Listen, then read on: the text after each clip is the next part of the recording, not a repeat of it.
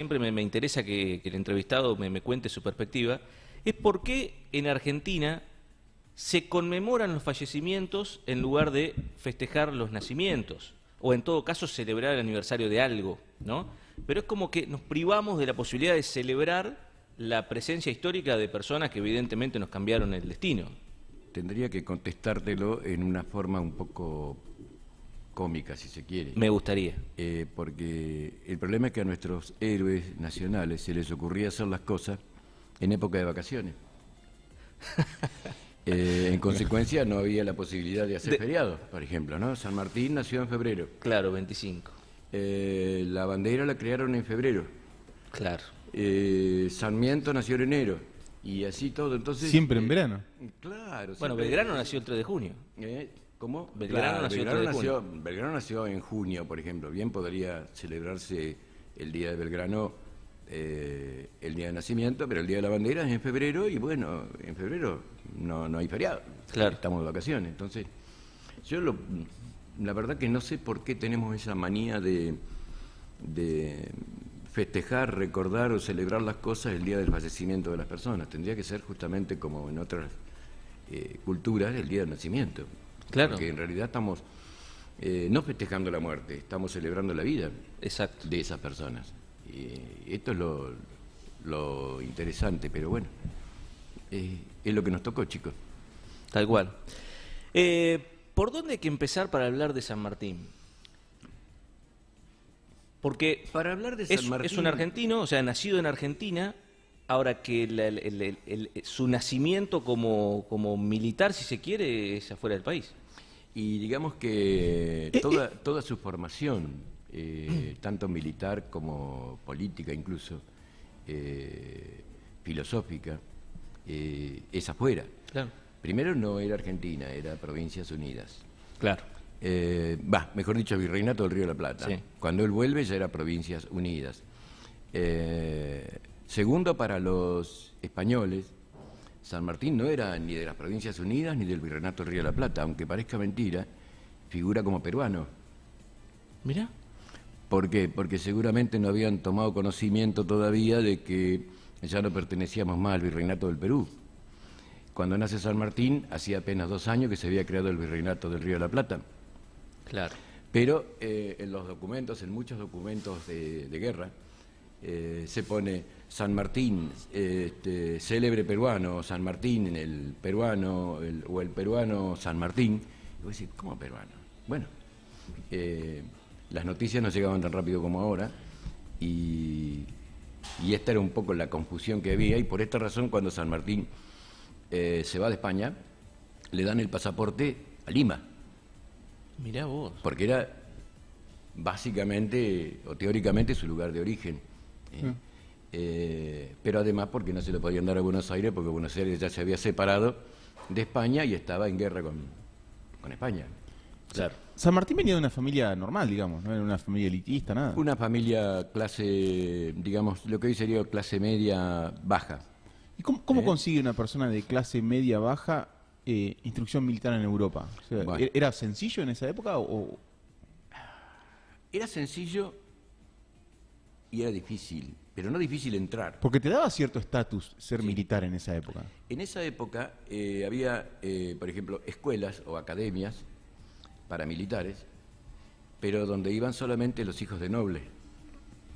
Bien, el resto, como nosotros los comunes que quisiéramos iniciar una carrera militar en España en esa época, había que arrancar desde abajo como cadete en cualquier regimiento. También había diferencias, ¿no? No podías entrar a cualquier regimiento, había regimientos donde solamente entraban los nobles, como oficiales o como cadete. Y después estaban los regimientos de medio pelo y los más bajos, y San Martín entra como cadete en un regimiento de medio pelo. Ahí comienza su carrera militar a los 11 años. ¿A los 11 años? A los 11 años. Una cosa Todavía increíble. no había cumplido 12 años cuando ya había terminado su, digamos, su ¿Etapa escolar? enseñanza primaria, y después no había muchas opciones para el hijo de un capitán. Juan de San Martín era capitán, no era... Si bien ser hijo de capitán le daba cierta preeminencia sobre otros, no llegaba al grado de noble. Sin embargo, los hermanos de San Martín sí pudieron ingresar en regimientos de élite. Esto es una cosa que la historia no termina de explicar, de por qué los primeros, los hermanos mayores, pueden entrar en regimientos de élite y San Martín no. San Martín, a contrario de lo que dicen los muchos autores que simplemente copian y pegan y siguen, nunca fue a estudiar a un colegio de nobles, fue a estudiar a una escuela parroquial. Claro. De los que, digamos, de los franciscanos que habían heredado la estructura de los jesuitas. Pero después, cuando terminó esa etapa de preparación, ahí no tenías muchas opciones: o eras militar, o eras cura, o te ponías a laburar de artesano, porque no existía todavía toda esta movilidad social que tenemos Claro, hoy. sí, sí. Bueno, la revolución industrial había sido... Y hacía ser militar poco. perdón, Santi. Ser militar sí o sí implicaba viajar a España a instruirse ahí. No, ¿O? no, vos podías ser militar acá, por ejemplo.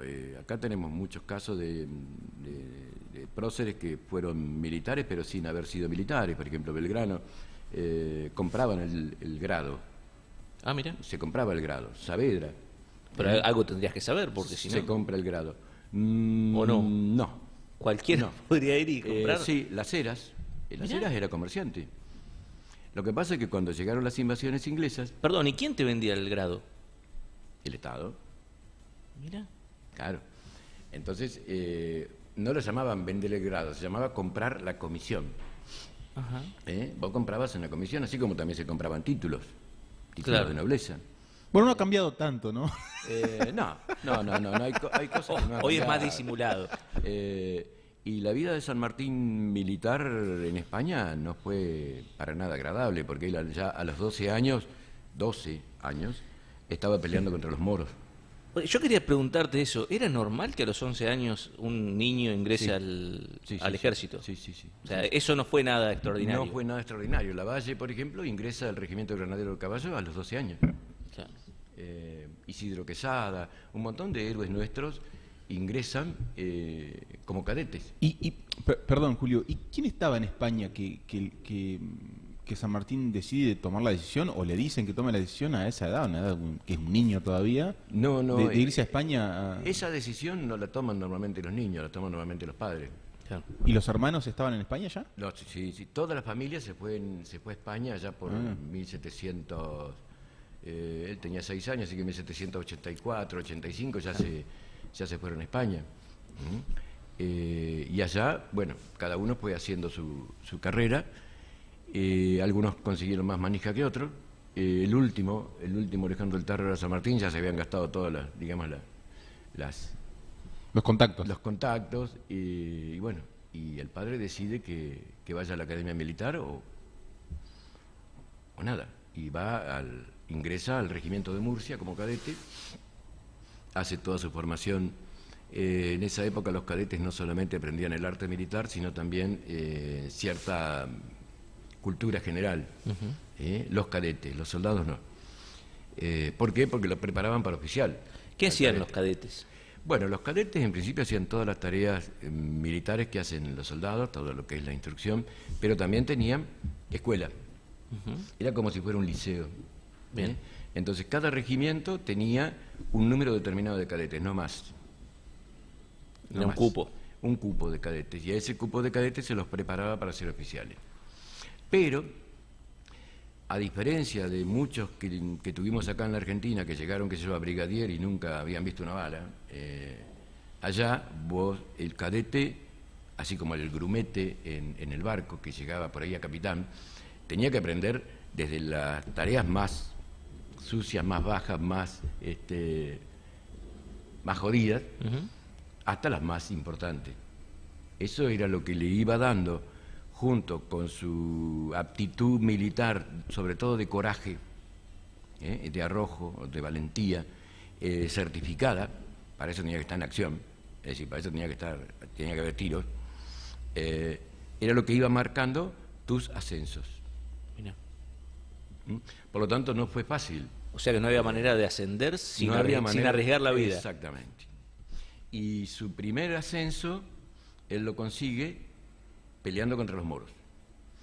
Pero, a su vez, cada regimiento tenía una distribución, digamos así, de calidades.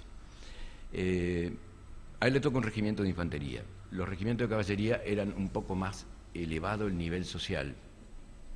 No entraban cualquiera a un regimiento de caballería. Por lo tanto, fíjate vos que arranca su carrera militar por el lugar más bajo. Claro. Pero dentro del lugar más bajo él tuvo una opción. Elegir dentro de la infantería el grupo de tiradores, el grupo de cazadores, el grupo de fusileros o el grupo de granaderos. Y él elige el de granaderos de infantería. ¿Por qué? Porque eran los más arriesgados. Había más posibilidad de ascender dentro de los granaderos que dentro de los fusileros. ¿Cuáles eran los fusileros? Todo lo que nosotros vemos como la masa que avanza, que avanza y que avanza y que los van limpiando, ¿no? Después tenías los cazadores, que eran dentro de los fusileros los mejores tiradores, porque esos iban en grupos más pequeños apuntando, tirando o eliminando la resistencia que pudiera llegar a tener la masa que avanzaba de infantería, que eran los soldados comunes, la carne de cañón. Sí, sí. Y los granaderos, que eran los grupos de infantería destinados a las tareas más complicadas, por ejemplo, definir la batalla. Van a ver ustedes por ahí en las películas que cuando Napoleón quería definir una batalla llamaba a la Guardia Imperial. Esos eran los que en definitiva, ¡pum!, Bueno, daban pero vuelta. también eran los últimos en arriesgar la vida. Claro, exactamente. Claro, Pero también eran los últimos en irse. también. Cuando había una retirada, cuando había, qué sé yo, había que salvar a la masa de infantería, y los que se quedaban defendiendo la retaguardia eran los granaderos. Claro. Y esto es lo que ocurre en África. Cuando los moros derrotan a los españoles, en Ceuta, Melilla, toda esa zona que hoy está en conflicto, sí. en conflicto, Orán, el último grupo que se retira es justamente el de los granaderos de Murcia, y son los que se llevan la bandera, cuando se van de África derrotados. Y en ese grupo estaba San Martín. Esa acción es lo que le merece el primer reconocimiento de valor acreditado, ¿no? Y llegan a España, pero con tan mala suerte que España entra en guerra con Francia, o Francia entra en guerra con España, depende cómo se mire. ¿Por qué? Porque los reyes, las monarquías se habían puesto de acuerdo para voltear a la Revolución Francesa. Entonces el ejército español, incluido el regimiento de Murcia, caminando, se van desde Cádiz hasta los Pirineos. Caminando. Era un regimiento de infantería. Claro. En el camino, él recibe su primer ascenso. Deja de ser cadete y pasa a ser alférez. Allí, digamos, en los Pirineos, tienen una guerra de unos 2 años y pico contra los franceses y participan muchas acciones de guerra en donde siguen anotando en sus hojas de antecedentes valor acreditado. ¿Por qué? Porque el tipo iba para adelante, ¿viste? No había forma, o te mataban o te ascendían. Punto, no había mucho más. Y recibe 2 ascensos simultáneos casi, a subteniente segundo y subteniente primero. Pero termina esa guerra y digamos, el regimiento de él se tiene que rendir y pasan a ser prisioneros de guerra. ¿Edad aproximada de él en esa época? Y saca la cuenta que estamos hablando de 1790, 20 años, 18, 20 años. 18 años. 20 años ya había vivido como Sí, si sí, fuera. sí. San Martín nace en 1776 778. y 8. Claro. Claro, sí, o 20 20 años o menos. Y queda prisionero, pero en esa época no había campos de prisionero así, había ciertos códigos de guerra. Entonces, a vos te permitían, bajo palabra de honor, volver a tu casa o quedarte en algún lugar sin participar de la guerra contra, ¿no? Entonces, dabas la palabra de honor, quedabas como prisionero on parole, así se llamaba, y hasta 1802 no pudo combatir contra los franceses, hasta que hubiera canje de prisioneros. Entonces, por ejemplo, bueno, yo tengo 3.000 presos franceses, tomá, dame 3.000 presos españoles, esos españoles ya dejaban de estar en parol y podíamos volver a pelear. Y esos franceses también, ¿no? Por ahí es parte de mi ignorancia, pero no dejo de sorprenderme de esos códigos de guerra cuando en realidad se juegan la vida a un montón de personas y siguen existiendo esos códigos de guerra hasta el día de hoy, ¿no? Que no, esto no lo podés hacer, pero bueno, te atacan un hospital, pero siguen existiendo esos códigos de guerra cuando, había códigos, cuando se matan y se masacran comunidades. Sí. Una cosa Esa prisión en parole dura hasta 1802 más o menos. Y ahí su regimiento es movilizado a una guerra con Portugal, la Guerra de las Naranjas, en donde, bueno, se peleaban Portugal y España por un territorio, Algarbes, y que hoy es comienza la Portugal. invasión. Algarve digo que hoy es Portugal. Claro, que hoy es Portugal. Comienza la invasión y el grupo que inicia la invasión es justamente el grupo de los granaderos del Murcia, que son los que tienen que cruzar el primer río, tender el puente para que el resto pase. Un valor acreditado, ¿no? Esa guerra duró 2 meses. Y de ahí lo mandan a Cádiz. Y en Cádiz, digamos que pasa algo complicado, porque viene una peste que se llevó un montón de gente, y entonces San Martín es uno de los encargados de organizar la logística de la cuarentena de Cádiz. Y está, bueno, se le moría la gente, se podía haber muerto tranquilamente también él. Hace todo lo que es la inteligencia. No solamente la inteligencia, sino el manejo efectivo de los recursos, conseguir recursos, plantear esta zona ahora está habilitada, esta no está habilitada, controlar que no entren o que no salga gente, en fin, todo ese tipo de cosas que tuvimos en la cuarentena. Sí. Y después entran en guerra con Inglaterra. ¿Por qué? Porque ya estaba Napoleón, había terminado la época de la Revolución Francesa, había empezado Napoleón. Napoleón hace una alianza con España, o te liquido o te juntás conmigo. Bueno, España se junta con Napoleón y le declaran la guerra a Inglaterra. Entonces, la infantería del Murcia, los granaderos del Murcia, pasan a ser infantes de marina. Los suben a un barco de guerra. En esos barcos de guerra vos tenías marineros y tenías soldados que defendían el barco, ¿no? Pero que también, llegado el caso, hacían desembarcos. Y bueno, eso era lo que hoy conocemos como la infantería de marina. Pasa a ser infante de marina. ¿Y tenían instrucción para eso? O sea, tenían... Sí. Habían aprendido. Sí, aprendían.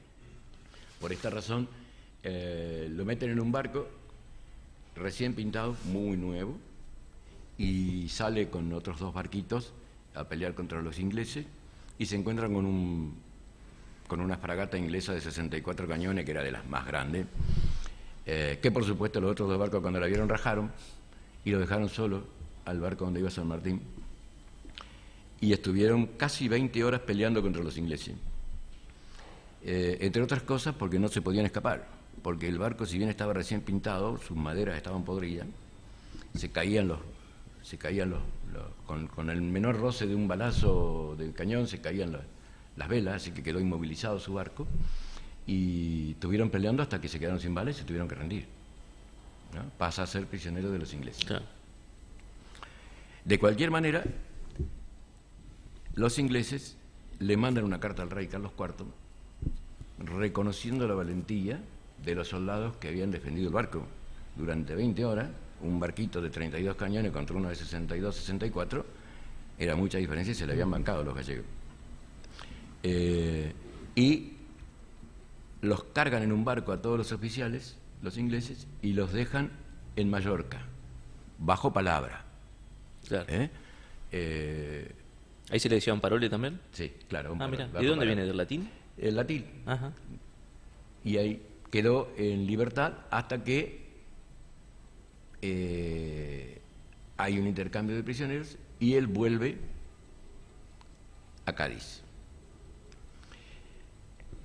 En el medio ya estamos llegando a 1808. Tipo recontra curtido, no sé cuántas guerras. Un joven de 20 y pico de años. Y estaba llegando a los 30. Claro. A los 30. Estaba llegando a los 30 y... No me quiero olvidar. ¿Tenés idea qué pasó con los hermanos? Sí. Sí. Él se vuelve a encontrar con los hermanos en esta época, cuando Napoleón invade España.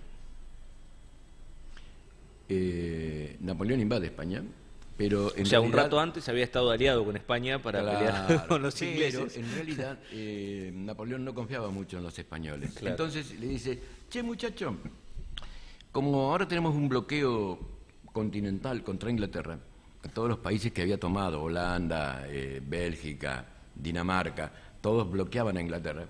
Faltaba Portugal. Portugal era aliado de Inglaterra. Y los españoles... Perdón, pero la península, digamos, que está en la parte norte de España, lo que es Galicia y todo eso, ¿eso era España o era Portugal? Sí, era España. Eso era España. Todo eso era España. O sea, estaba aliado pero inconexo. Exactamente. Ahora, Portugal estaba aliado con Inglaterra, entonces había que eliminar a Portugal. Claro. Y Napoleón dice, yo le voy a dar una mano, quédese tranquilo, le mando 3, 4 ejércitos que invadan Portugal y ustedes no se metan porque, yo sé, son todos parientes, son amigos, son vecinos. Y le mandó 3 o 4 ejércitos. Que cuando llegan a Madrid, esos ejércitos franceses se hacen cargo del gobierno. ¿De Madrid? De España. O sea, de España, claro. Sí, sí. Entonces empieza la rebelión. Dice, no, pará, esto no era lo que habíamos acordado. No era así la cosa. Y empieza la rebelión el 2 de mayo de 1808, cuando, digamos, en el parque de artillería de Monteleón, unos cuantos soldados y civiles se resisten a las órdenes de los franceses. Los franceses mandan a reprimir como 3.000 tipos, dura todo un día, hacen una masacre bárbara. ¿Y los reyes de España? ¿Los reyes de España? Bien. En el medio hay una interna entre el rey Carlos IV y Fernando VII. Fernando VII quería quedarse con la manija y consigue hacer una especie de motín contra el padre en Aranjuez. Y allí lo saca al padre y él se elige sucesor natural, rey. Los españoles se dividen en 2 bandos, los que estaban con Fernando y los que estaban contra Fernando, porque querían seguir con Carlos IV. Dentro del grupo de los que estaban con Fernando, en la guardia personal de Fernando, estaban los hermanos de San Martín. El regimiento de ellos estaba en esa guardia. Ahí empieza otra historia, en paralelo, después se juntan. San Martín estaba en Cádiz. Cuando empiezan a llegar noticias de la rebelión de Madrid a los distintos lugares, esta diferencia política también se empiezan a ver en esos lugares. Y en Cádiz se divide la opinión entre los que decían, che, vamos a esperar un poco a ver qué pasa, y los que decían, hay que salir a matar franceses. Claro. El único problema que había en Cádiz es que la flota francesa estaba anclada en Cádiz. Toda la flota. Y San Martín a esa altura del partido estaba como asistente, creo que esto lo conté, y jefe de la guardia de la Casa de Gobierno de Cádiz, digamos así, y ve que la cosa se pone complicada. Entonces le dice a su gobernador, el marqués de la Solana, tío, esto viene complicado, yo voy a defender la ciudad si quieren atacar la Casa de Gobierno. ¿Por qué? Porque el gobernador decía, vamos a esperar un poquito, porque tenemos la flota acá, si hacemos algo contra los franceses, ponen los cañones contra Cádiz, nos hacen pelota. Y la gente eso no lo entendía. No entendía de política, quería salir a matar franceses. Claro. En consecuencia atacan la Casa de Gobierno, San Martín tiene que defender la Casa de Gobierno, y el gobernador le dice, no tire contra el pueblo, son españoles, huyan todos, pero jefe, la van a hacer pomada, ustedes huyan. Bueno, y ahí viene todo un lío en donde matan a algunos soldados de la guardia, San Martín no llega a disparar contra el pueblo, pero tiene que salir rajando. ¿Y el gobernador de Cádiz cómo le fue? Al gobernador de Cádiz lo encontraron, lo mataron, Mirá vos. lo cortaron en pedazos y desparramaron por el pueblo todos sus pedazos. Ah, tranqui. San Martín se escapa, creo que les conté, con un subteniente, y de ahí se van a buscar un ejército español. Claro. Y esta es una de las cosas que marcó la vida de San Martín, porque él a lo que más miedo le tenía era a las turbas, a la masa sin dirección, Claro. a la masa sin inteligencia, a la masa sin educación, Tal cual. a lo que él llamaba la anarquía. Claro. Se incorpora en el ejército de Sevilla, le reconocen el grado a esa altura del partido de capitán, pero no había ningún regimiento de infantería porque su regimiento andaba desparramado por todos lados. Entonces lo incorporan a un regimiento de apenas 300 personas, que era muy selecto, que era el regimiento de caballería de Borbón. A partir de ahí empieza, digamos, la caballería de San Martín. San Martín hasta ahí era infantería. Claro. Te hago una consulta. Esos títulos que le iban dando en el camino, digo, en el camino entre guerra, guerra, que vas, venís, ¿qué eran? ¿Una medalla? ¿Una medalla que colgaba? Porque cuando vos llegás a Sevilla y decís, che, ¿quién es este? No tenés Google para decir, a ver, este es capitán. Por eso cada uno viajaba con una maletita chiquita, normalmente colgada, de ¿Dónde estaban cuero, todos los títulos? a donde estaba la foja de servicio. Claro. Esa foja de servicio él la mantuvo durante toda su vida y, bueno, está en el... Porque vos llegás a Sevilla, no te conoce Claro, nadie. no te conoce nadie. El problema es cómo demostrar que vos eras, ese San Martín eras vos. Claro. ¿Tampoco había fotocarnet? También, No claro. había fotocarnet. Fíjate vos que se me pasó algo en el medio, que mientras estaba en Cádiz y durante la peste y qué sé yo,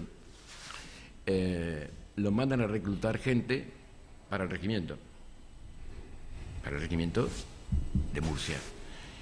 Y él sale a reclutar gente. ¿Cómo era la tarea del reclutador? Bueno, el reclutador llegaba a un pueblo, ponía un cartel, decía, acá, che, venimos, y qué sé yo, y pagamos tanto por a cada soldado que se anote.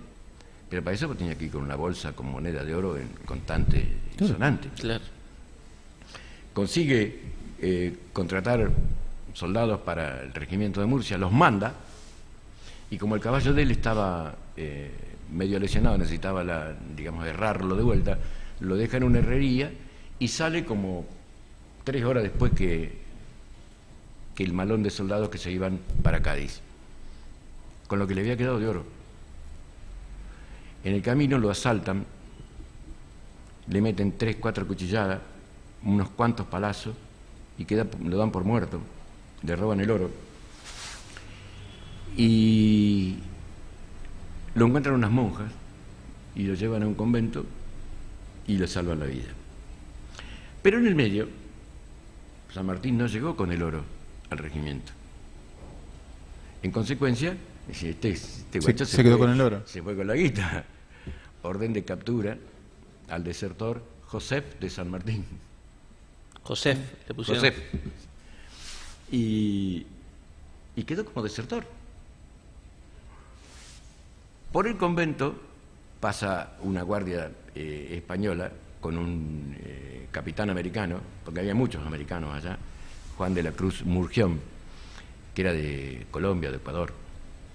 Y cuando entran al convento dicen, no, acá tenemos uno de ustedes. ¿Cómo? Sí, tenemos un tipo que encontramos medio muerto y que lo estamos sacando, gracias a Dios, está bastante bien, pero todavía no puede andar. ¿Y quién? José de San Martín. ¿Cómo José de San Martín? Sí, es desertor. ¿Qué desertor? Está acá desde hace 2 meses, encerrado, casi muerto. Bueno, ahí le dan de baja a la orden de captura. Pero quedaba un problema. ¿Quién paga el oro? El oro, ¿Dónde claro. está el oro? Claro, entonces San Martín tiene que mandar una carta al rey pidiéndole por favor que no le descuenten ese oro de su sueldo, porque no tiene con qué vivir. Y además no fue Una mala gestión, sino sino que lo agarraron entre 7 tipos y lo recontracagaron a palo y casi lo matan, ¿viste? Bueno, viene la orden de perdón del rey y San Martín ahí sigue con su carrera militar. Todo eso está anotado en la foja de servicio. Ahora volvemos a Sevilla. Se incorpora a Sevilla al regimiento de caballería de Borbón. Ese regimiento, que tenía muy poca gente, da la casualidad que está comandado ¿por quién? Por Juan de la Cruz Burgión. Ese señor el mismo que lo había encontrado allá en el convento. En el convento. Dice, no, vos venís para acá, pibe. Vos te quedás conmigo. Y lo nombra ayudante. Y queda ahí como ayudante en el regimiento de caballería de Borbón. O sea que su llegada al regimiento de caballería es pura casualidad. De casualidad. Claro. De casualidad. Pero en esa época hacían falta oficiales.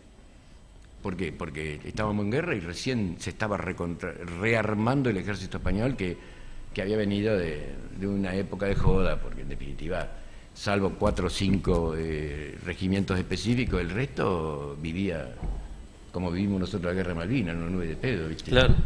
Vos sabés que eso te iba a preguntar, ¿cómo seguía la vida de los españoles y los franceses en ese momento? ¿Era claro, el comerciante? Muchos seguían, o le pasaba como a los rusos, que recién se dan cuenta que están en guerra, ahora que le empiezan a caer los misiles en Moscú. Claro.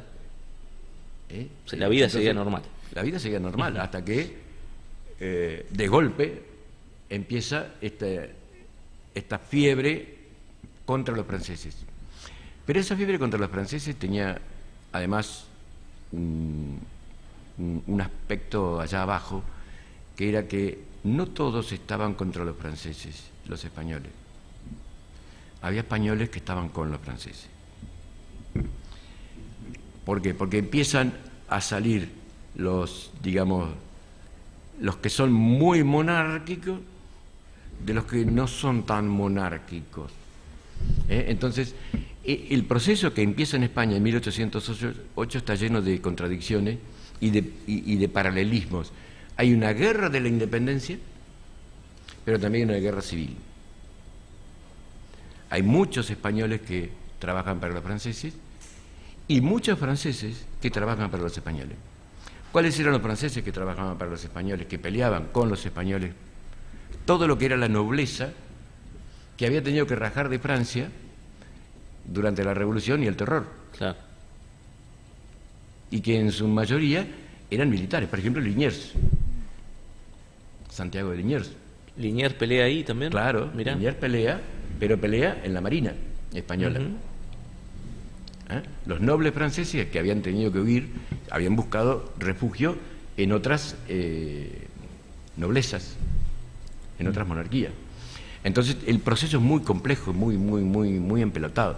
Pero en definitiva, para no perder de vista a San Martín, Burgión le ordena a San Martín que haga una especie de batallón especial que se dedique a la guerra de guerrilla. Y entonces, con infantes montados y con algunos soldados de caballería de Borbón y de otro regimiento que se llamaba Húsares de Provenza, arman partidas que empiezan a atacar a los franceses en donde más les duele, en la línea de abastecimiento. Porque era muy larga la línea de abastecimiento desde Francia hasta llegar. Entonces, bueno, atacaban ahí, ¿viste? Donde les dolía.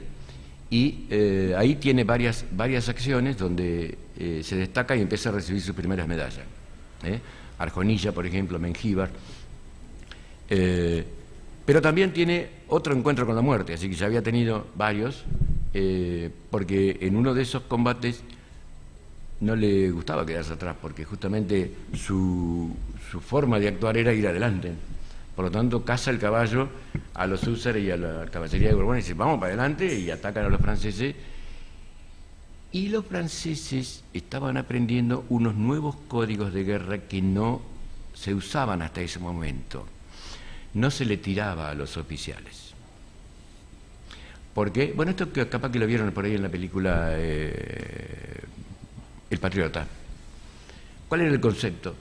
A los oficiales no había que matarlos, porque eran los que podían contener la turba, la masa de la soldadesca. Por lo tanto, había que matar soldados. Los franceses se dedicaron a matar oficiales. Y por supuesto, si vos vas adelante y en un caballo blanco o más o menos claro, es porque soy el jefe, y le tiraron y le voltearon el caballo. Y lo salva un húsar, un soldado de Provenza, húsar de Provenza, que se llama Juan de Dios. lo saca de abajo del caballo y le da otro caballo para que pueda seguir peleando, ¿no? Muy parecido a lo que pasó en San Lorenzo, con Cabral, en donde Juan Bautista lo salva, ¿no? O sea, la vida de San Martín en España no fue fácil. Julio, bueno, de hecho yo les iba a proponer que vayamos avisándole a nuestras familias que hoy no vamos a almorzar, porque estamos en España todavía. Estamos en España, nos falta un rato todavía, y la verdad que la película esta está espectacular. Pero hagámosla cine. Te iba a consultar que los habitantes del, vamos a decirlo de esta manera, habitantes del Virreinato del Río de la Plata, que eran quienes estaban acá, vayan a pelear una guerra a Europa. ¿Era una decisión para ganarse a la corona o era una obligación? Era una obligación. Una obligación, claro. Era una Entonces, obligación porque los españoles decían, mandemos aquello, total. Eran españoles. Claro, eran españoles. Españoles americanos, pero eran españoles. Claro. Éramos hasta 1816 fuimos españoles americanos. Sí, pero mandaban los de acá. Sí. Que eran los que iban a... Mandaban los de acá porque, en definitiva, vos sacás la cuenta que España no tenía hombres suficientes para mantener la seguridad en el virreinato. ¿Cuáles eran los ejércitos que había acá? Eran ejércitos de americanos. Claro. Por eso decimos que la primera etapa de nuestra guerra de la independencia en realidad es una guerra civil entre americanos que defendían al rey y americanos que estaban en contra del rey. Sí, pero al fin y al cabo sensible. alguien que había nacido acá tenía que ir a defender un... Claro. Vos sacás la cuenta que hasta los blandengues tenía que cruzar el océano para ir a defender algo que... Los blandengues estuvieron peleando contra Napoleón. Mira, claro. Sí. Eran, los meten presos en la segunda invasión inglesa, en Montevideo, y van presos a Londres. Y cuando Francia invade España, ¿a quién busca como ayuda a España? A Inglaterra. Y entonces se alía con Inglaterra para pelear contra Francia. Por lo tanto, Inglaterra devuelve los presos españoles, Claro, ahora que eran del Río de la Plata, los devuelve ¿a dónde? A España. No lo devuelve a Montevideo, Claro, a Buenos Aires. claro. Y esos 900 tipos, entre los cuales estaban los Balcarce, Rondó, esos tipos terminan peleando allá Para España. defendiendo, entre otras cosas, la retirada de los ingleses que los habían metido presos Claro. en Montevideo y Buenos Aires. Es, Fíjate que vos la- es para hablar otro día, pero uno de los primeros errores de Napoleón. Digo, ponerte a todos en contra. el O sea, monolito, creerte- el monolito que está ahí en Balcarce y San Martín y Rondó, no está al cohete ahí, Balcarce, San Martín y Rondó, ese monolito recuerda el hecho de los blandengues que estuvieron allá peleando contra los franceses y tipos de Chascomú, San Nicolás, ¿qué estaban haciendo allá? Y bueno, eso estaban haciendo, ¿no? Había muchísimos americanos, oficiales americanos allá, que para 1810, cuando todavía estaba la guerra, y 1811, ya había muchos oficiales españoles, había muchos premios, muchos sueldos, y no había con qué pagarlos. Entonces empiezan a darle de baja o el pase a todos los oficiales americanos hacia sus lugares de América. Esta es una de las oportunidades que aprovecha San Martín en 1812 para decir, bueno, yo también me voy. Claro. Pero Y calculó que ya le habrían llegado noticias de que... por supuesto, Claro. por supuesto, que ya la cosa no era igual. Exacto. Él estuvo también en la batalla de Bailén. Y él, después de tanto tiempo defendiendo a España, siempre tuvo en claro que al fin y al cabo iba a librar una guerra contra España. Porque siendo... Dijimos que la guerra de la independencia española fue un proceso en paralelo entre los que estaban con los franceses y los que estaban contra los franceses. Y a su vez, dentro de los que estaban contra los franceses, había también un movimiento paralelo entre los que estaban con Fernando y los que estaban contra Fernando. Acá es donde viene la diferenciación de los españoles, americanos y peninsulares, entre liberales y realistas. Claro. Porque San Martín, como muchos, sabían que Fernando era un HDP. Que Carlos IV no sería bueno, pero que Fernando era jodido. Y no eran fernandistas. Por lo tanto, cuando llega la oportunidad de sacarse de encima el lazo fernandista, se va. ¿Por qué? Porque cuando vuelve Fernando, lo primero que hace es limpiar a todos los liberales. Claro. Por esto se dividen los ejércitos realistas, o los ejércitos españoles, o los españoles en América, y muchos, pero muchísimos, se pasan de bando acá en América y empiezan a pelear a favor de la independencia. ¿Qué costo tenía Arenales, por ejemplo. pasarse de bando? ¿Qué costo tenía? Ninguno. O sea, vos te podías tranquilamente agarrar y decir, bueno, a partir de mañana... Pero no podía volver al anterior. No, claro. Por ejemplo, San Martín no pudo volver a España. Pero no era que por eso a lo mejor te buscaban para liquidarte, ponele, ¿no? No. ¿Cómo toman acá los revolucionarios de alguna manera la llegada de San Martín? ¿Con quién habla San Martín cuando llega a decir, che? Eso ya venía contactado. Vinieron 9, entre ellos Chilavert, el barón de Holberg, Alvear, San Martín, que ya venían contactados con las logias, porque ellos cuando van a Londres se contactan con las logias masónicas, que a esa altura del partido la masonería era una cuestión más política que otra cosa.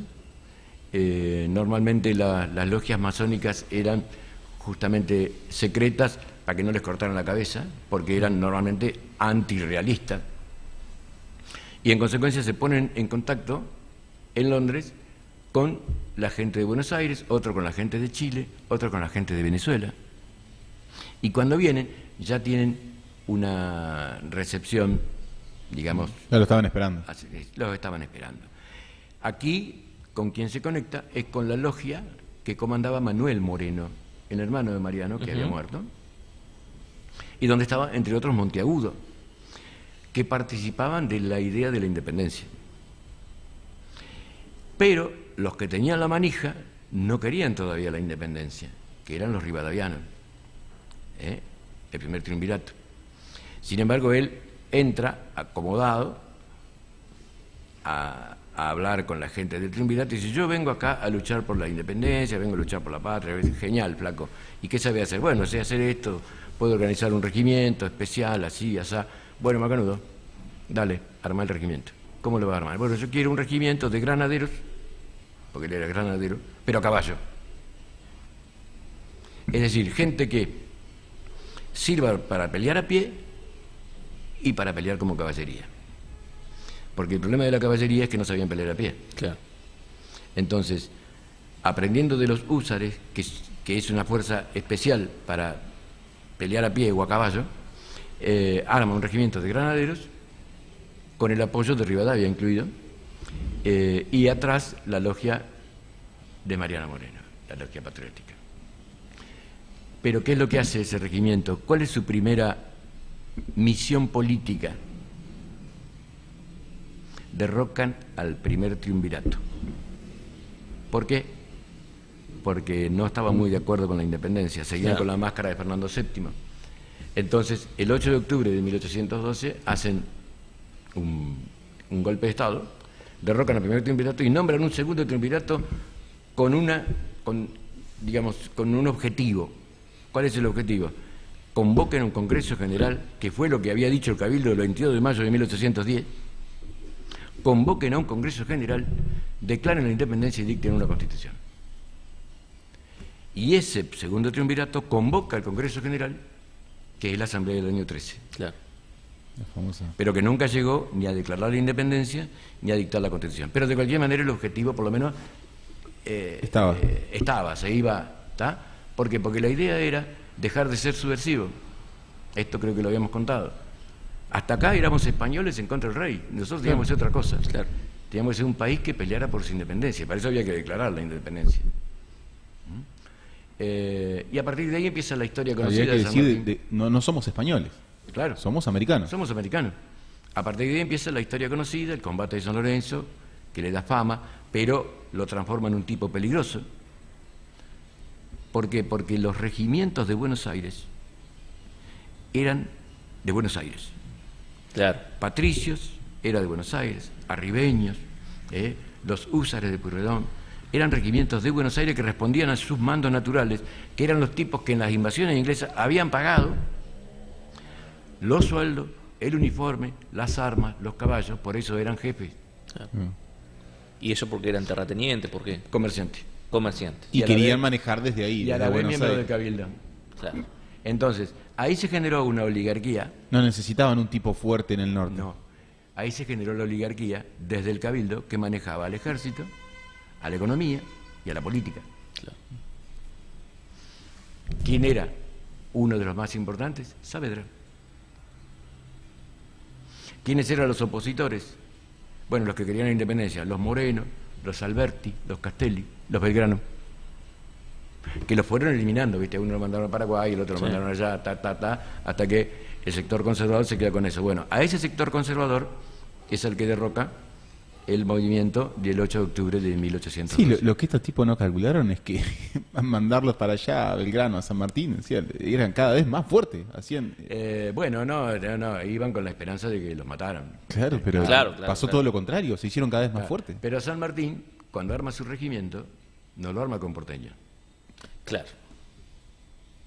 Eso fue fundamental. Conocedor de entrada nomás de cómo venía la mano.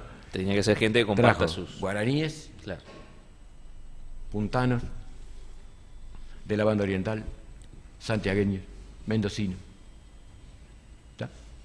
Y de lo que sería la frontera de Buenos Aires. Pocos porteños. Entonces su regimiento era nacional. Claro. ¿Iban a responder al jefe? Sí, pero no para defender a Buenos Aires. claro. Para otra cosa. Y ese regimiento es el que después va al Ejército del Norte, por un lado, dos escuadrones del Ejército del Norte a salvarlo a Belgrano y a organizar un poco allá la resistencia con Güemes, y otros 2 escuadrones van a Montevideo, que era el último bastión que quedaba de los realistas, que se rinde en 1814. Y en 1815 junta a esos 4 escuadrones de su regimiento en Mendoza y empieza la construcción del Ejército de los Andes. Y de ahí para adelante, la historia conocida de San Martín. ¿Qué quiere decir? Que cuando San Martín llega acá, viene con más de 20 años de experiencia guerrera. Sí, sí. Pero además de un conocimiento militar que acá no tenían, porque no había militares de carrera. Los militares de carrera eran españoles. Exactamente. Claro. Y después estaban los tipos estos que habían que de alguna forma compraban los títulos, compraban los ejércitos, compraban la vestimenta y decían yo mando, pero sin conocimientos militares. Sin conocimientos militares, tal cual. También porque hasta esa época había habido pocos movimientos de reacción, digamos, claro, es verdad. a la colonización. No había una conciencia bélica. No había una conciencia bélica. Es más, o al sumo la tendrían los indios. Las invasiones inglesas fortalecen el sentimiento guerrero del porteño para defender Buenos Aires. Claro. Y arman su regimiento para defender Buenos Aires, pero el resto... El resto, sí, tal cual. Quedaba lejísimo. Claro. Y después tenías los otros que tenían una cierta experiencia guerrera contra los indios, pero que eran los blandengues. Claro. El resto no sabía pelear contra indios. Pero esos blandengues podían pelear con indios, pero no con un ejército regular. No estaban preparados para pelear. Claro, porque la organización era distinta. Nada que ver, claro. Ahora, también hay que entender que la extensión del territorio era abismal. O sea, incluso para San Martín debe haber sido tremendo porque hoy hablábamos de que se fueron caminando de Cádiz a los Pirineos. Y cruzaron los Pirineos y pelearon en Francia. Está bien, ponele. Claro, pero el recorrido es mucho más corto. De Cádiz a los Pirineos. Es Buenos Aires. Hay 700 kilómetros, claro. Ponele vos de Bahía Blanca a Buenos Aires. Claro, exacto. Exactamente. Acá se tuvo que ir de Buenos Aires a Salta, Tucumán, Jujuy. Sí, después a Perú. Y después bajar a Mendoza, cruzar a Chile. Bueno, en barco te fuiste al Perú. Claro. Pero es una distancia. Macana, era complicado. Claro. Algunos batallones de infantería que mandaron de Buenos Aires para reforzar el ejército de los Andes tardaban 2 meses en llegar a Mendoza. Pero bueno, él conocía el norte. Sí. Él conocía el norte. Sí. Yo había nacido ahí. Aparte era muy astuto en el sentido de que él en Buenos Aires encuentra dentro de estas reuniones familiares y logísticas un tipo que sabía mucho del norte y que es el que lo aviva de cómo había que hacer para entender a la gente del norte. Y ese tipo es Güemes. Claro. Que estaba en Buenos Aires castigado porque se había tratado de levantar una mina allá que parece que era pretendida por otro coronel u otro jefe y lo mandaron castigado a Buenos Aires. Entonces, Martín, era muy mujeriego. Mirá Martín Miguel. Entonces, acá se hacen amigotes y él le quita el arresto, hace que le quiten el arresto y se lo lleva como asistente en el Ejército del Norte. Y ahí empieza la relación Güemes-San Martín, que es la que le permite entender lo que a Belgrano le había costado entender, pero lo entendió, que la gente del norte era muy particular. ¿Por qué? Porque Salta, Jujuy, Tucumán eran más españolistas que otra cosa. Y vos decís, ¿por qué más españolistas? Estaban lejos de Buenos Aires. Sencillamente porque estaban lejos de Buenos Aires y porque toda la mercadería que venía de Perú pasaba por ahí y necesitaba tener sus representantes, sus factoristas, sus, no sé cómo llamarlo, empleados. Sí. Entonces, toda la alta sociedad del norte era realista porque dependían del comercio con España. En la época del monopolio, todo venía desde Lima, pasaba por el Alto Perú, venía Salta, Jujuy, Tucumán, Santiago del Estero, Córdoba, Buenos Aires. Por lo tanto, la sociedad no estaba muy de acuerdo con pelearse contra los españoles. Y esto es lo que Güemes le hace entender a San Martín, que hay que buscar una forma de que esa gente, que es la que va a poner la guita, hay que generarles guerra, algo. Hay que generarles algo, hay que darles algo. Claro. Hay que ponerle la zanahoria. Belgrano empezó a entender eso y consigue, por ejemplo, que gran parte de la población se vuelque a la causa de la patria cuando les inventa un enemigo común en el éxodo jujeño. Claro. En el éxodo jujeño, Belgrano consigue que gran parte de la población se pliegue y nos vamos todos y quemamos todo. ¿Por qué? Para que no lo agarre el enemigo. Eso a mí me parece, pero te diría que de todos los relatos que hay de la historia argentina, que son espectaculares, lo del éxodo jujeño es como que yo no lo puedo creer. Tremendo. O sea, tenés que estar dispuesto a semejante... Sí. O sea, para prender fuego, a olvidarte de todo con tal de no favorecer al enemigo. Exactamente. Es Belgrano es el increíble. que empieza a crear la conciencia del enemigo común. Bueno, ahora el 23 de agosto es el aniversario del éxodo jujeño. Claro. Y San Martín lo aprende con Güemes y ya cuando llega ya tiene más o menos la lección estudiada y ahí es cuando empieza a armar y lo deja a Güemes a cargo de la resistencia de la gente común y a Belgrano a cargo de la instrucción del Ejército del Norte. Después le pegan un palazo a San Martín porque en realidad San Martín había ido con la orden de dar de baja y detener a Belgrano y mandarlo preso a Buenos Aires. Claro. Porque ahí San Martín seguía... Y ahí empieza a responder a sí mismo. Claro, ya No le da no... pelota al gobierno y le dice, obedezco pero no cumplo. Claro, porque en toda esta es como que en algún momento... Manejate. Entonces Posada le dice, no entiendo muy bien lo que me dice. Posada era el director supremo, pero bueno, debe haber alguna razón para que no cumpla y espero que sea satisfactoria. Porque todos querían la cabeza de Belgrano porque había perdido las batallas de Vilcapugio y Ayohuma. Claro. Lo que nadie le valoraba a Belgrano, que sí le valoró a San Martín, es que gracias a Tucumán y Salta, él mantuvo lo que hoy es el territorio argentino. Claro, la línea de frontera. Perdió en todo caso las batallas en el Alto Perú, pero se mantuvo el territorio argentino gracias a Belgrano y a Güemes. Sí. Entonces, ahí le endulza la historia, lo deja como a cargo de la instrucción del ejército hasta que de Buenos Aires mandan un decreto diciendo que venga Belgrano para acá, no va a ir preso, no lo vamos a juzgar, pero no va a estar más en el ejército. Y lo mandan de embajador. Claro, porque San Martín está recorriendo el norte y digo, bajo las órdenes de quién, o sea, el tipo se manejaba con... Sí, empezó a manejar solo. Bueno, convengamos que sabría más que todos los que estaban en Buenos Aires respecto de cómo... En el medio, en el camino, llega a Córdoba, por ejemplo, y se encuentra con que hay una fábrica de armas donde no fabrican armas, pero son todos empleados del Estado. No sé si te suena conocido. Sí, claro. Y bueno, los cagó a puteada, lo puso en marcha y empezó a fabricar armas en Córdoba porque el Ejército del Norte pensaba armas, loco. Claro. Se joder. Y lo deja ahí a uno de los que había venido con él en el bote, Holmberg, un alemán nacido en Francia, en una zona conflictiva entre Francia y Alemania, que es Alsacia y Lorena. Entonces era alemán pero francés pero alemán, nunca quedó claro. Pero el tipo sabía de artillería y de química, entonces le arma la fábrica militar en Córdoba para que esa fábrica provea al Ejército del Norte de armas, que si no, no tenían. Claro. Pasa por Santiago del Estero y dice, no, acá hay un montón de caballos al cohete, loco, pesa caballo para acá. O sea que el tipo salió de Buenos Aires ya armando el ejército del norte. Claro. Cosa que cuando llega allá... No, y iba por el camino, no digo improvisando, pero digo... porque sabía lo que había que hacer. De alguna manera. El resto, digamos, de los militares argentinos se fueron formando en una nueva escuela de guerra que fue el Regimiento de Granaderos. Porque no solamente el Regimiento de Granaderos eran los 600 tipos de los 4 escuadrones, sino que además en retiro, en el cuartel de retiro, había oficiales que iban preparando oficiales. Entonces, digamos, fue una escuela militar, Granaderos. El ejército argentino no fue el mismo, lo dice el general Paz, ¿no?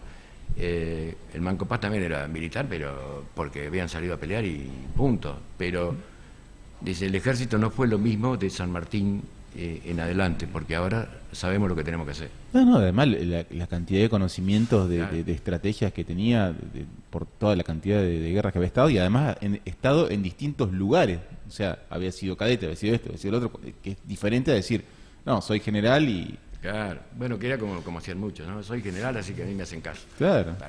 Si me quedo atrás y me quedo atrás, no, iba adelante. Pero además fue gobernador. Claro, de Cuyo. Y ahí demostró que no solamente era un militar cuadrado, sino que había aprendido lo que era el manejo de la gente, de la masa, y lo que hacía falta para llevar la guerra. No había que ir más por el norte, había que ir por Chile. Y para eso necesitaba una base de operaciones. Por eso pide ser gobernador de Cuyo. Esa decisión de ir por Chile, de cruzar los Andes, de ese famoso cruce de los Andes, también era algo jugado en esa época. Es decir, era totalmente arriesgado, ¿no? Era muy jugado, pero hay que tener en cuenta una cosa. El comercio mendocino vivía de Chile. Por lo tanto, había pasos. Claro. Entonces, si había pasos, lo que había que hacer era aprovechar los pasos. Por supuesto, que no todos iban por Uspallata o por Los Patos, sino que buscaban pasos más bajos, ¿no? Pero era permanente la dependencia de Mendoza con Chile y de Chile con Mendoza. Por eso, digamos, muchos mendocinos estaban en Chile y muchos chilenos estaban en Mendoza. Incluso los miembros de la primera junta chilena de 1810, gran parte de ellos son argentinos, son mendocinos. Entre ellos un antecedente de Rosas. Mira. También por allá. Bueno, y vos decís, ¿y cómo era? Y bueno, porque las fronteras de aquella época no eran como las vemos ahora. Estaba la otra parte, entonces, ¿qué es lo que hace San Martín? Aprovecha esa circunstancia para decir, bueno, vamos por acá. Es más fácil que ir por allá. ¿Por qué? Porque por allá, por el norte, vos tenías que convencer a la población, que pelear contra la naturaleza. Porque, viste, toda esa zona desértica, montaña, árida, qué sé yo, no había río, no había... Y acá era cortito el tramo. Si vos pasabas de ese tramo, estaba del otro lado, allá. ¿Y la gente que lo seguía estaba convencida de que eso podía funcionar o...? Esta fue la gran tarea de San Martín. El líder convence, no impone, convence. Y convenció. ¿Cómo convenció? Y con su labor de gobierno. Lo primero que dijo es, bueno, muchachos, acá hay que laburar. Todo. Hasta los presos. Así que empezó su tarea de gobierno y dice, bueno, primero hay que dar el ejemplo. Yo me bajo el sueldo y le bajo el sueldo a todos los funcionarios. A todos. A la mitad. Porque necesitamos guita para tal cosa. A los únicos que no le bajo el sueldo, ¿a quiénes? A los maestros. Porque precisamos los maestros ¿para qué? Para que preparen gente para entender lo que es la libertad. Claro. Fundó un colegio de la Santísima Trinidad para, digamos, lo que mañana iban a ser los dirigentes. Un colegio que tenía las mejores, digamos, condiciones. No solamente ibas a aprender latín, francés, inglés, sino también ciencia. Y en aquella época en los colegios te enseñaban aritmética, filosofía, teología y algo de geografía. Y chao. Qué sé yo, estableció un aspecto importante de la salud pública, creó hospitales públicos, comisiones de salud, vacunación obligatoria contra la viruela, la lucha permanente contra la vinchuca. ¿Todo esto cómo se veía en Buenos Aires? Ni se enteraban. Ni claro. se enteraban. Ni se enteraban. Cuando lo quisieron sacar a San Martín en 1815, era un monstruo. Un año nomás de gobierno, hizo acequias, por ejemplo, cambió, digamos, los cursos de los ríos para poder hacer regadíos y producir, ¿no? Organizó el trabajo de las minas para poder sacar los minerales porque les hacían falta para fabricar metales. En fin, armó todo un circo en donde la gente vio que era posible, que no estaban en la lona como hasta ese momento. Somos una provincia pobre, no tenemos nada. No, en un año le demostró que era una provincia que si se ponían a laburar, era una provincia rica. Pero cambia el gobierno, cae Posadas, el director supremo, y asume Alvear, que lo tenía San Martín acá entre ceja y ceja, todavía no sabemos por qué. Ese Alvear es Carlos María. Carlos María. Y le hace la guerra y manda a sacarlo del cargo, a San Martín, y le manda a un tal Perdriel, a hacerse cargo de la gobernación de Cuyo. San Martín dice, bueno, yo acato las órdenes, yo no tengo problema, pero pregúntenle al Cabildo de Mendoza qué es lo que quiere, porque de Buenos Aires está muy bien, pero los mendocinos lo maneja el Cabildo de Mendoza. Se reúne el Cabildo de Mendoza y el pueblo en general y dicen, acá se queda San Martín. Así que cuando llega Perdriel a hacerse cargo del cargo, así como llegó, volvió. Como que pobre Perdriel diciendo, ¿por qué no te volvés? Loco? Perdiste, te pagamos perdiste. pasaje de vuelta, pero acá se queda San Martín. Además, no sé cuántas ganas tendría Perdriel de ir al norte. Yo vengo con orden de Alvear para sacar. Vos te vas de acá porque si no te cagamos a tiro. Claro. Y bueno, y Perdriel agarró el caballito y se fue de vuelta. Y el pueblo lo confirma a San Martín, no ya como líder, sino como caudillo. Claro. Es decir, y ahora sí era un problema para Alvear. Y ahora sí era un problema. Pero, gracias a Dios, un movimiento militar derroca a Alvear, nombra a Antonio González Balcarce como director supremo interino, y Balcarce cumple con el mandato de la Asamblea del año 13, convocar un Congreso General Constituyente, que se hace ¿dónde? En Tucumán. Y ahí eligen como director supremo a Juan Martín de Pueyrredón. Por rara casualidad, amigo de San Martín, y es el que lo empieza a bancar. A partir de Pueyrredón en adelante, Buenos Aires se ocupa del Ejército de los Andes y empieza a mandar todo lo que tiene. Claro. Todo lo que tiene. Y es lo que permite que San Martín en 1816 arme el Ejército de los Andes y para enero del 17 cruce los Andes. O sea que es toda una historia complicada. Y en el medio de la política. Sí, sí. En el medio de la Pero política, bueno, son lo primero de realmente una república unida, de las primeras muestras, digamos, claro, de que había una unión había por una un bien unión, común. Sí, había un fin común, lo que pasa es que en donde se diferenciaban es en quién va a tener la manija. Claro. Pero el fin común estaba. Porque, Bueno, después viene la división unitaria federal, ¿no? Es histórico. Por ejemplo, Artigas nunca peleó por la independencia del Uruguay. Nunca. Artigas quería seguir siendo parte de las Provincias Unidas. Lo único que quería es que Buenos Aires no manejara la bocha. Claro. Primero que hubiera un congreso en serio y que se decidiera ahí un régimen federativo o confederal como el de Estados Unidos. Claro. ¿Tá? Pero no que Buenos Aires manejara la bocha. Por esta razón, cuando... O sea, Artigas... si Sudamérica no es una confederación de estados, ¿es por Buenos Aires? O, digamos, si el ex virreinato del Río de la Plata, para no abarcar también Gran Colombia... Gran parte de la responsabilidad es de Buenos Aires. Mira. Gran parte de la responsabilidad es de Buenos Aires. Porque qué potencia sería Sudamérica si fuese... Pero esto si que fuese pasaba todo... en Buenos Aires, y que le pasa a San Martín, y que le pasa a Artigas, le pasó a Bolívar. Claro. Le pasó a Bolívar. Cuando, digamos, agarran su Gran Colombia y empiezan a dividírsela en pedacitos. Y no, pero pará, empieza la guerra civil entre venezolanos y termina dividido en 3 países, entonces perdió fuerza. Yeah. Pues, cuando agarra el barco y dice, bueno, vámonos, que acá no nos quieren, chao, y se muere, ¿no? A San Martín le pasó lo mismo. Y Artigas, que no peleó nunca por la independencia del Uruguay, muere en el exilio en Paraguay. Cuando se declara la independencia del Uruguay en 1828, lo van a buscar. Y él dice, no, esa no es mi patria, yo no tengo patria. Su patria era otra, su patria era las Provincias Unidas. Claro. Y qué loco que Artigas igual, hoy en Uruguay es considerado una especie de padre de la patria. Sí, padre de pero, la patria. pero bueno, él tenía otra idea, una idea de Sí, las sí, Provincias claro, Unidas. sí. Sin embargo, en el monumento de Artigas no supieron qué ponerle, no lo pusieron defensor, creador de la nacionalidad uruguaya, no, Artigas. Claro. Porque, claro, no había peleado por la independencia, no había bueno, pero fue el que defendió la banda oriental contra los portugueses. Claro. Peleó contra los portugueses porque él quería seguir incorporado a las Provincias Unidas. Nosotros entramos en Brasil, en guerra con el Brasil en 1826, justamente porque vienen los uruguayos y dicen, che, nosotros somos parte de la Provincia Unida. Bueno, es que fue brasilero Uruguay durante un tiempo, Claro, o portugués, mejor claro, dicho. portugués. Claro. Bueno, Y después brasilero, sí. claro.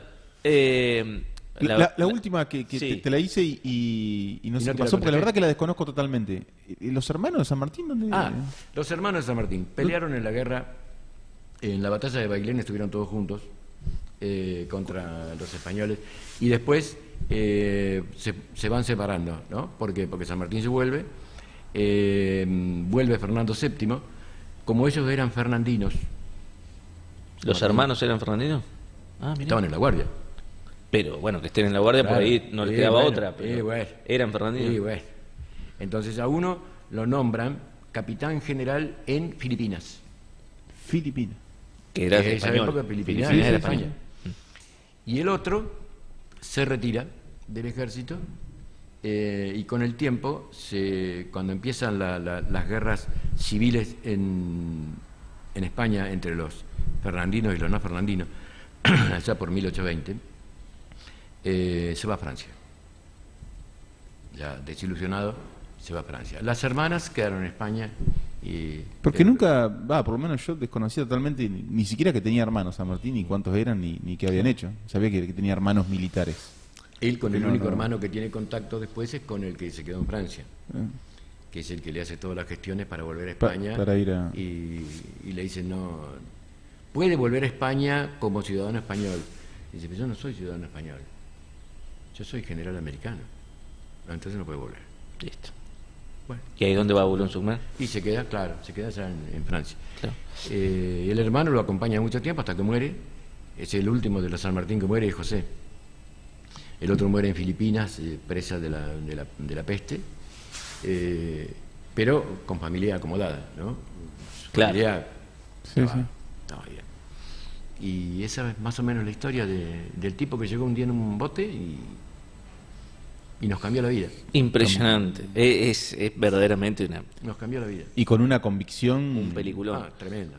Tremendo. Te quería preguntar qué, no sé si la pregunta es qué postura, pero sí qué crees de la versión que dice que San Martín tenía sangre guaraní. Que digamos que fue fruto de un amorío entre Diego Juan de San Alvear- Martín, Diego de Alvear y entre Diego de Alvear y, una paraguaya y una que indiecita se llamaba argentina. María Rosa, Rosa Rosa Guazú. Rosa Guazú. Sí. Bueno, la verdad, no sé qué opinar porque no hay elementos como para decir que sí o decir que no. Primero que no quita ni pone nada a la figura de San No, Martín, ni hablar. ni hablar. Hay quienes dicen que las agallas de San Martín eran de Sí, sangre vienen, y hay guaraní. otros que dicen que bueno, que lo trataban de indio y Sí. que por su color de piel, Exacto. y el padre era rubio, qué sé yo, la madre era morena. Claro. Pero en definitiva no hay más que los dichos de la nieta media loca, por eso los nietos los nietos de esa vieja no la querían, no la escuchaban, pero que decía que la nieta de Alvear, de don Diego de Alvear, que el padre de San Martín era don Diego de Alvear, y que don Diego de Alvear era el que le había bancado la carrera en España. Si le hubiera bancado la carrera en España, convengamos, no hubiera entrado en el regimiento de Murcia. Claro, hubiera ido uno mejor. Hubiera ido uno mejor. Claro. Vamos a empezar por ahí. Hubiera Sí. estado mejor acá. Hubiera ido al seminario de nobles y no a una escuela de cura. Claro. Vamos. Sí. Sí. Seamos Y buenos. la última, que en realidad es más una opinión que otra cosa. Si San Martín hubiera muerto en España, ¿crees que alguna otra figura hubiera emergido como para lograr todo esto que logró San Martín o hubiera tardado más años? Yo creo que hubiéramos tardado más años, porque el problema es que las otras figuras, incluso los Balcarce, que volvieron de España, y Rondó, que volvió de España, no tenían esa preparación militar. No solo la preparación militar, sino que inmediatamente se metieron en las luchas intestinas, tomaron partido. Y el problema de San Martín es que no tomó partido, ni por estos ni por aquellos. Que incluso cuando le decían volvé flaco, él escribía a Guido y le decía, loco, yo no puedo volver, porque en este país la política la entienden como que un bando tiene que eliminar al otro. ¿Está hablando de 2026, no? No. No. No, está hablando de 1826, mirá. Mirá, 200 años antes. Sí, exactamente 200 años antes. Decía, acá entienden la política como que un bando tiene que eliminar al otro, y por lo tanto, si yo tomo partido por uno de los dos, tengo que salir a matar a mis hermanos. Claro. Y la idea de él era siempre y después fue voy a llorar la victoria junto con los vencidos, porque son mis hermanos. Claro. Por eso dijo, yo no voy a desenvainar nunca mi sable. No, claramente hubiera tardado muchos años más. Hubiéramos tardado muchísimos años más. Sí, totalmente. Sí. También hubiera sido a través de una guerra, como fue después de la guerra civil. Probablemente. No hubiéramos tenido otra opción. Primero te voy a agradecer, Julio. La verdad que a mí me recontra emociona hablar de esto. Es impresionante porque la historia de San Martín, la figura de San Martín es de película mal. Es de película. Te voy a agradecer por venir. Y qué poco conocemos, ¿no? Sí. Qué poco conocemos. Y les voy a tirar una pregunta a los tres y que no les dé vergüenza a ninguno responder. Yo voy a decir primero que no lo sé. ¿Conocés la letra del himno San Martín? Si la escucho, pero probablemente no. Si me decía así, no. No. ¿Luca? ¿Sí? Muy bien, Luca. Julio, supongo que sí. ¿Por qué conocemos tan poco? Fíjate que de 4 hay 2 que no la conocemos. O que cuando la empezás a escuchar te suena más, vale. Probablemente si la escucho si la tenés que cantar, yo la escuché ayer en el acto en la escuela. No, la marcha de San Lorenzo es mucho más presente que lejos, ni hablar. Sí. ¿Por qué se conoce tan poco la marcha de San Martín? Y entre otras cosas porque ya nos enseña, pero en la época nuestra, cuando íbamos al colegio... Hasta la de Sarmiento es más conocida. Claro, sí. Cuando íbamos al colegio nosotros teníamos que aprender el himno Sarmiento, el himno San Martín como mínimo, bueno, por supuesto Aurora, todo lo que eran las marchas patrias, nosotros lo aprendíamos en música. Qué loco. Después se dejó de enseñar. Sí. Era algo de la escuela 22 donde íbamos nosotros, ¿no? Porque yo me acuerdo de todos los días a la salida era la marcha de San Lorenzo, Aurora, ¿cuál más? La de Sarmiento también. Sí, yo la verdad no le encuentro mucho una explicación, pero ayer con los padres, con el resto de los padres, hablábamos de eso, de que quedamos pataleando en el aire cuando arrancó el himno a San Martín. Sí. Ahora lo vamos a escuchar. No, pero bueno, hay algo que tampoco yo recuerdo que cuando nosotros salíamos en la escuela, estoy hablando en los 80. Hace un par de años, sí. Se ponía la música de siempre una marcha, la marcha de San Lorenzo, alguna, claro, y se cantaba mientras iban saliendo. Sí, salíamos en fila haciendo. Mientras iban saliendo, cada uno era de primero a séptimo, primero era segundo. Capaz que era mucho eso ya, pero estaba bueno, bien. Siempre por lo menos aprendíamos, se ponía la música y la grabás de tanto escucharla. Yo te voy a decir que tanto en la primaria como en la secundaria, que a mí me tocó, yo egresé recién en el 72, o sea que hace unos cuantos años, nosotros de música teníamos el himno San Martín, el himno Sarmiento, la marcha del deporte, la marcha de la Armada, bueno, por supuesto Aurora y todas las canciones. Bueno, la de Malvinas también. No, en esa época no había pasado. No, yo digo la de nosotros, la de Malvinas. Ahora, claro, no, vos tenés 70. ¿Por qué? Porque en esas fechas patrias, incluso en el Día de la Armada, se cantaba la marcha de la Armada. Claro. Y la sabíamos. Sí. Pero te la enseñaban en la clase de música. Claro. Tanto en la primaria como en la secundaria. Otros dicen que después había que desmilitarizar la cultura argentina, pero ese desmilitarizar la cultura argentina implicó, entre otras cosas, borrar gran parte de la historia. Claro. Y bueno, no sé, los resultados son estos. Julio, no sabemos historia. Claro. Que por ahí sabemos más del 24 de marzo del 76 que para atrás. Sí. Espero que le hayas pasado bien. Nosotros, yo la pasé creo que bárbaro, disfrutamos. la pasé bárbaro. El sobre con los euros, dejalo, no lo pongas que sale en cámara, sácalo de ahí. Son las monedas de oro de San Martín. Son las ahora monedas. No, pobre. Ahora te las vamos a dar. Y encima desertor, si lo agarraban los fusiles, menos mal que lo encontró Juan de la Cruz Murgión. Pero esto no es nada, y me voy. ¿Qué fue de la vida de Juan de la Cruz Murgión? ¿Qué fue de la vida? ¿Qué fue de la vida de Juan de la Cruz Murgión? Lo mandaron a América y lo nombraron capitán general de Guayaquil, Quito, Ecuador. Sí. ¿Se volvió a encontrar con San Martín? Casi. Si no se hubiera muerto 3-4 meses antes, se enfrenta a San Martín, se termina enfrentando. Es posible que se hubiera obtenido la independencia de Ecuador un tiempo antes. Por acuerdo entre los dos. Sí, claro. De acuerdo, porque también era liberal. Porque también era liberal. Por eso se los iban sacando de encima. Incluso digamos, los infiltrados en el gobierno de Fernando, donde veían generales liberales de origen americano o no, los mandaban para América. Para que no los limpiaran, claro, para que no los limpien ahí y pudieran seguir con la revuelta. Ya tenían sus propios problemas. Por eso es complejo el tema de la independencia. No, chicos, ha sido un verdadero gusto, la verdad. Me hicieron recordar un montón de cosas que ya no tenía. Bueno, andás agendándote si querés fines de noviembre, si estás para hablar de la soberanía nacional, de Rosas.